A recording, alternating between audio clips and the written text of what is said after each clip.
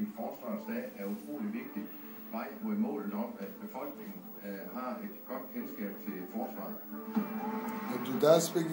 Det kom som en stor overraskelse for de ca. 100.000 kunder, der pludselig krakkede i søndags. Siden har flere af dem forsøgt at finde sig en ny bank, og det mener Forbrugerrådet er en rigtig god idé. Skal man blive her i Amagerbanken, eller skal man til at komme væk? Det spørgsmål har mange af bankens kunder stillet sig selv, siden banken krakkede.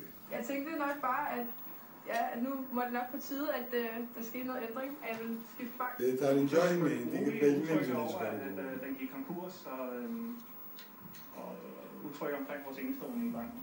Det er særligt sporene fra den krakkede Roskilde Bank, der skræmmer. Derfor er Forbrugerrådet. Vores råd er faktisk, at man stille og roligt begynder at se sig om efter en anden bankforbindelse. På den måde bestemmer man jo selv, hvor man gerne i fremtiden vil have sine bankforretninger.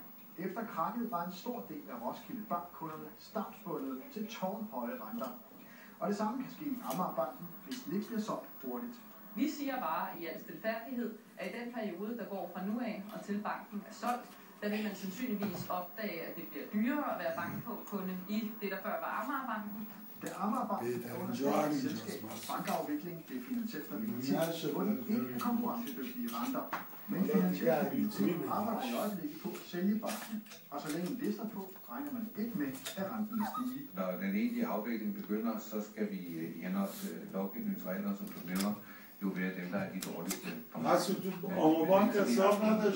Fået så meget som muligt fra, så sker der ikke noget andre.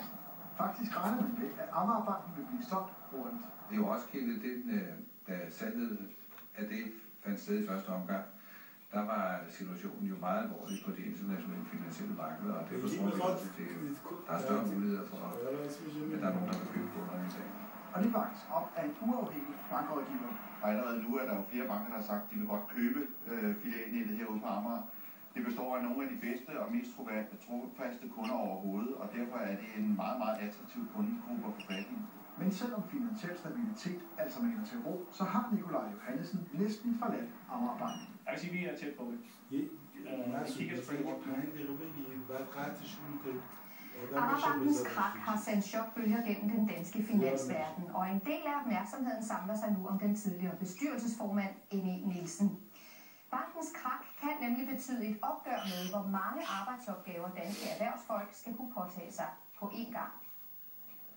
Det er Amagerbankens mangeårige bestyrelsesformand Niels Erik Nielsen, der stopper skud.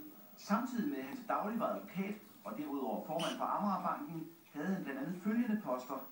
Det store omfang vækker bekymring hos Sten Skeidel, der er formand for Novo Nordisk og står i spidsen for komiteen for god virksomhedsledelse. Særlig formandsposter. Det er meget afhængig af, hvordan det er. Dygtig, Bailey, dygtig. Og Dansk Aktionærforening retter skarp kritik af den tidligere formand. Der må være grænser for, hvad en enkelt person kan klare. Og med det antal, som den tidligere formand for Amagerbanken